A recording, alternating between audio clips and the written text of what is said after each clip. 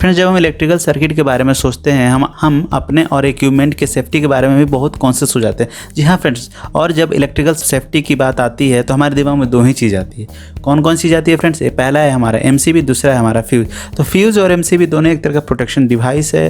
Friends, मैं आपको इसी विषय में, इसी सब्जेक्ट पर कुछ आपसे डिस्कस करने वाला, कुछ आपको बताना है, कुछ नॉलेज देने वाला हूँ। तो फ्रेंड्स, इस वीडियो को बिल्कुल स्किप मत कीजिएगा। तो चलिए फ्रेंड्स, आप जानेंगे इस वीडियो में फ्यूज़ के बारे में शॉर्ट एक्सप्लेनेशन, एमसीबी के बारे में ब्रीफ एक्सप्लेनेशन और साथ ही साथ आइसोलेटर के बारे में शॉर्ट एक्सप्लेनेशन। और फ्रेंड, इसी वीडियो में आपको मिलेगा इन तीनों के बीच कंपेयर। तो फ्रेंड्स, इस वीडियो बिल्कुल स्किप मत कीजिए और इस वीडियो के साथ बने रहिए। चलिए फ्रेंड्स, वीडियो को शुरू करते हैं।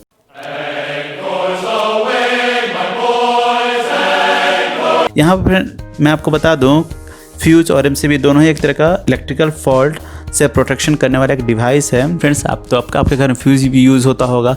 फ्यूज़ कार्टेज फ्यूज़ यूज़ होता होगा, या फिर बेस वाला जो फ्यूज़ होता है, एक टॉप रहता है, उसके ऊपर के नीचे एक बेस होता है। टॉप में आप एक वायर रिवायर करके उसके यूज़ करते हो बार बार, तो एक साधारण फ्यूज़ है।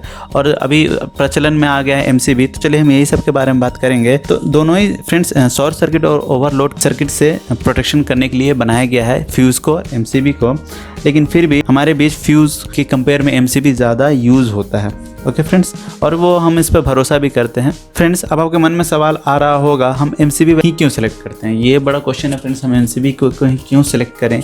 हमारे पास ऑप्शन, हमारे पास फ्यूज़ का ऑप्शन है, क्योंकि फ्रेंड्स फ्यूज़ जो होता है बहुत ही चीपर होता है, मतलब सस्ता होता है, तो हम फ्यूज़ भी यूज़ कर सकते हैं। एमसीबी क्यों सेलेक्ट करें? तो फ्रेंड्स, ऐसा होता क्या है इसमें? तो वैसे तो फ्रेंड्स कई रीज़न है एमसीबी को सेलेक्ट करने के लिए, लेकिन मैं आपको कुछ ऐसे पॉइंट्स बताऊंगा जिससे आपको इस सवाल के उत्तर मिल जाएंगे। ठीक है, तो कौन कौन से पॉइंट्स मैं बताने वाला हूँ आपको।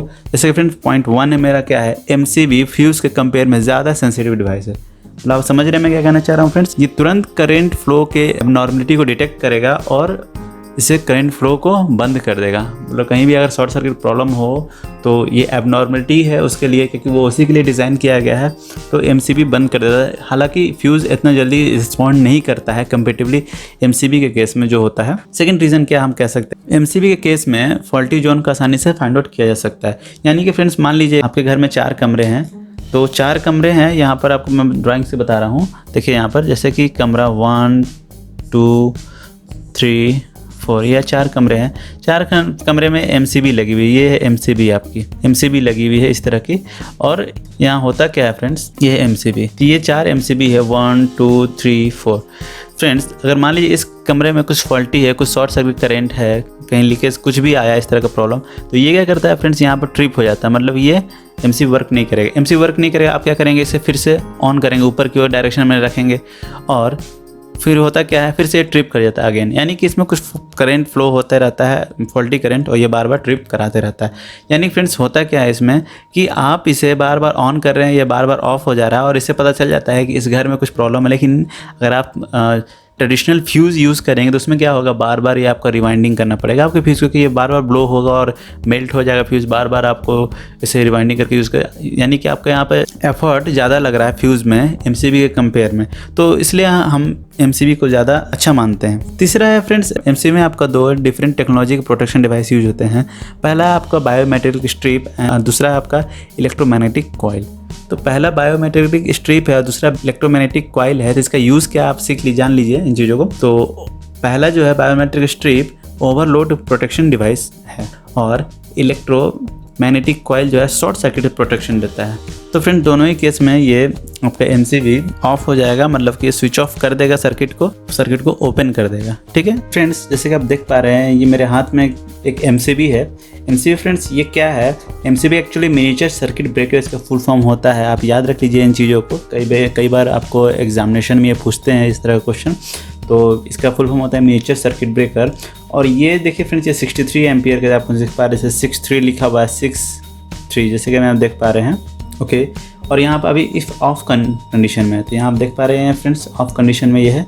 हम चलिए इसे ऑन कर लेते हैं, तो हम इसे ऑन कर लेते हैं। ठीक है, और ये ऐसे करके ऑफ हो गया। ठीक है, आपको ये साउंड भी आया होगा ऑफ होने का। तो कुछ इसी तरह से ये ट्रिप करता है एमसीबी फॉल्ट करंट जब फ्लो होता है आपके घरों में, तो ये आपके प्रोटेक्शन प्रोवाइड कराता है आपके इक्विपमेंट का। ठीक है फ्रेंड्स, ओके, कुछ इस तरह का एमसीबी होता है। तो यहाँ देखिए फ्रेंड्स, कुछ लिखा हुआ 1 2 3 4, तो कुछ यहाँ नंबर दिए हुए हैं। तो फ्रेंड्स जैसे कि मैं बताना चाहूँगा आपको, ये जो नंबर यहाँ पर दिए हुए हैं, यहाँ पर 1 2 3 4, ये जो 4 नंबर दिए हुए हैं यहाँ पर, ये क्या है, यहाँ पर ये इसके नंबर है फ्रेंड्स। जैसे कि यहाँ पर 1 2 3 4 ये इसके नंबर है।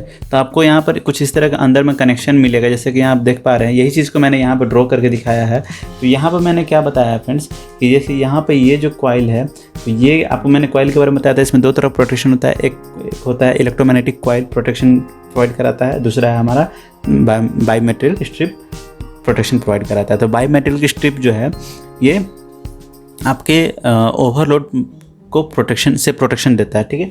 और आपका जो ये इलेक्ट्रोमैग्नेटिक कॉइल जो यहाँ यूज़ हो रहा है, ये आपको शॉर्ट सर्किट से प्रोटेक्शन देता है। तो इसलिए यहाँ पर दो आपको यहाँ पर प्रोटेक्शन यहाँ पर इसके अंदर आपको देखने को मिल जाएंगे एमसीबी के अंदर। तो फ्रेंड्स ये 63 एम्प्स का एमसीबी है, यहाँ पर देखिए यहाँ पर लिखा हुआ है। तो ये सी जो है यहाँ फ्रेंड्स यहाँ पर कैरेक्टरिस्टिक बताता है, मतलब कि ये ट्रिपिंग कैरेक्टरिस्टिक है ये। तो इसके बारे में फ्रेंड्स आपको इसके बाद नेक्स्ट जो वीडियो बनाने वाला हूँ उसमें आपको बता दूंगा पूरी डिटेल्स एमसीबी की, ये सी क्या है, 63 क्यों है और ये 1003 क्यों है, और इसमें जो भी आपको डिटेल्स आपको तो मिलता है ये सब क्या है, सब आपको मैं आपको डिटेल्स इसमें नेक्स्ट वीडियो में दे दूँगा। तो फ्रेंड्स आप इसी चैनल पर इसी तरह बने रहिए, तो फिर आपको इस तरह का इंटरेस्टिंग वीडियो आपको देखने को मिलेगा। तो अब मैं आपको क्या बता रहा था, सेकंड फ्रेंड्स हमारे पास है एक आइसोलेटर। तो फ्रेंड्स ये जो आइसोलेटर है, तो ये देखिए यहाँ पे आइसोलेटर लिखा हुआ है। तो कई बार क्या होता है फ्रेंड्स, आइसोलेटर पर नहीं भी लिखा हुआ रहे तो आप कैसे पहचानेंगे आइसोलेटर है। तो फ्रेंड्स आइसोलेटर में देखिए कुछ इस तरह का यहाँ पर, ये देखिए फ्रेंड्स यहाँ ये देखिए आप देख पा रहे हैं इस तरह का डिज़ाइन होता है। जो मैं डिज़ाइन आपको यहाँ बना के दिखाया हूँ, ये सिंबल, ये जो सिंबल होता है ये आइसोलेटर का सिंबल होता है। इस सिंबल में वैसे आप देख पा रहे हैं यहाँ किसी तरह का प्रोटेक्शन डिवाइस नहीं यूज़ हो रहा है फ्रेंड्स। कहने का था फ्रेंड्स केवल ये सिंपल सा आइसोलेटर है, और ये एक्चुअली इसके कंपेयर में, मतलब एमसीबी के कंपेयर में ये बहुत जो ये हल्का होता है और ये हैवी होता है, ठीक है फ्रेंड्स। तो इस आइसोलेटर को मैं इस तरह से यहाँ पर दिखा पा रहा हूँ फ्रेंड्स। तो ये क्या होता है, इसमें कोई प्रोटेक्शन डिवाइस नहीं होता है, एक सिंपल सा स्विच होता है जो कि फ्रेंड्स यहाँ से आप देख पा रहे हैं। इसे ऑफ़ कर दूंगा, ऐसे ऑन कर दूंगा। केवल आपको इसको मैनुअली अपने हाथों से ही ऑन ऑफ करना होगा। इसके लिए आपको कोई ऐसा कुछ ऑटोमेटिक स्विच नहीं होता है जो कि आपको फॉल्टी करंट पास होने के केस में आपके घर को प्रोटेक्ट कर सके। ये सिंपल नहीं ब्लो हो जाएगा, लेकिन ये आपको प्रोटेक्शन प्रोवाइड नहीं करेगा, क्योंकि फ्रेंड्स इसमें ऐसा कुछ प्रोटेक्शन डिवाइस होता नहीं। और देखिए फ्रेंड्स ये जैसे कि यहाँ पर लिखा हुआ 40 एम्प्स, तो ये 40 एम्प्स का होता है। देखिए यहाँ पर लिखा हुआ 40 एम्प्स, तो ये 40 एम्प्स तक का है अभी।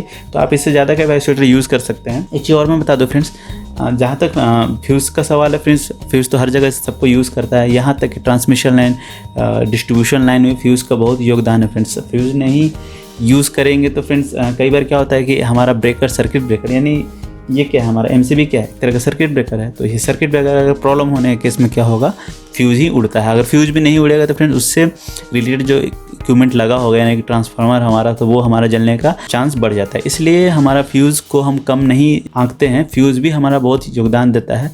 तो फ्रेंड्स कई बड़े बड़े जगहों पर जहाँ पर अधिकतर 24 आवर वर्क चलता है, काम चलता है, कारखाना में, फैक्ट्री में, तो उस जगह पर एमसीबी और फ्यूज़ दोनों की यूज़ किया जाता है। बस फ्रेंड्स आपके फ्यूज़ का क्वालिटी थोड़ा सा बढ़ जाता है, जैसे कि HRC fuse, cartridge fuse, KitKat fuse, मतलब इस तरह का फ्यूज़ जो यूज़ होता है तो वो भी यूज़ करते हैं। और साथ साथ MCB, MPCB, MCCB इस तरह का प्रोटेक्शन डिवाइस भी यूज़ करते हैं। तो ऐसा नहीं है कि फ्रेंड्स अब फ्यूज़ का समय ख़त्म हो चुका है, फ्यूज़ का भी चल रहा है साइमल्टेनियसली MCB के साथ। और फ्रेंड्स आपको वीडियो में के माध्यम से यही समझाना चाह रहा हूँ कि ये जो देखिए फ्रेंड्स MCB और आइसोलेटर में क्या डिफरेंट है। कई बार क्या होता है फ्रेंड्स, लोग आइसोलेटर का काम लेना चाहते हैं लेकिन MCB को घर ले आते हैं महंगा पैसा खर्च करके। लेकिन और कई बार क्या होता है फ्रेंड्स, MCB को ही आइसोलेटर बनाते हैं और बार बार इसे ऑन ऑफ करने लगते हैं। ये प्रैक्टिस बिल्कुल गलत है, आपको इस तरह नहीं करना है। आपके प्रोटेक्शन के लिए MCB रहेगा, और आपको अगर वोल्टेज को ऑन बंद करना, चालू करना है, हमें मतलब आपको कुछ काम करना है, आपके घरों में कुछ काम करवाना है इलेक्ट्रिकल, तो आप आइसोलेटर को ऑफ करके आप प्रॉपर आप काम कर सकते हैं। उसके बाद आप आइसोलेटर को ऑन कर सकते हैं। तो ये था छोटा सा इंट्रोडक्शन फ्रेंड्स आइसोलेटर MCB चीज़ों के बीच। तो इससे मैं आपको बता पाया कि फ्यूज़ का कितना योगदान है, फ्यूज़ क्यों नहीं है यूज़ हो रहा है घरों में हमारे, MCB का ज़्यादा यूजेस है। और आइसोलेटर भी आप यूज़ कीजिए, आपको समझदारी से यहाँ काम लेना होगा। आप सही सिलेक्शन लीजिए, आपको क्या सही सिलेक्शन लेना चाहिए, आपको रिक्वायरमेंट क्या, उस हिसाब से आप सेलेक्ट कीजिए। तो फ्रेंड्स इसी तरह से होता है। एक चीज़ और मैं बताना चाहूँगा प्रोटेक्शन डिवाइस के रूप में जनरली आजकल बहुत फेमस हो रहा है RCCB, reducible current circuit breaker. तो फ्रेंड्स ऐसा कई बार क्या होता है, मैं केसेस देखा हूँ कि किसी को शॉक लगा तो फिर वो सर्किट ट्रिप नहीं हुआ। क्यों नहीं ट्रिप हुआ? तो भाई लोग सोचते हैं भाई मैंने तो प्रोटेक्शन डिवाइस के लिए लिया था MCB और MCB ट्रिप ही नहीं हो रहा, क्या रीज़न है? तो फ्रेंड्स रीज़न ये है कि वो MCB जो होता है हाई प्रोटेक्शन के लिए होता है। आपको शॉक लग रहा है डेफिनेटली, मैं मानता हूँ, लेकिन ये RCCB की तरह एक्ट नहीं करता है, ये तुरंत ट्रिप नहीं करता है, इसमें बहुत टाइम लग जाता है ट्रिपिंग होने में। तो ये टाइम और RCCB से आप इसको कंपेयर नहीं कर सकते। अगर आपको इस टाइप का प्रोटेक्शन चाहिए, शॉक प्रोटेक्शन चाहिए, या फिर किसी तरह का तुरंत फॉल्ट हुआ और आपको करंट तुरंत बंद होना चाहिए, इस तरह का आपको प्रोटेक्शन चाहिए, तो आपको RCCB की ओर जाना होगा, आपको RCCB परचेस करना होगा। अदरवाइज़ मैं तो यही सजेस्ट करूँगा कि आप अपने घरों में RCCB ही लगाइए, ठीक है, और आइसोलेटर को ज़रूर लगाइए ताकि आप इसे आइसोलेट कर सके अपने इनकमिंग और आउटगोइंग को। तो चलिए फ्रेंड्स, ये आपको वीडियो कैसा लगा इस बारे में हमें कमेंट करके बताइए, और इस वीडियो को शेयर कीजिए फ्रेंड्स, ताकि इन चीज़ों की जानकारी लोगों तक पहुंचे और लोग भी अवेयर हो सके। और हमारा वीडियो आपको अच्छा लग रहा है तो फ्रेंड्स इसे कर दीजिए लाइक, हमारे चैनल कर दीजिए सब्सक्राइब, क्योंकि फ्रेंड्स इसी चैनल में मिलते हैं आपको इस तरह के इंटरेस्टिंग वीडियो। ओके फ्रेंड्स, तो अभी तक के लिए थैंक यू।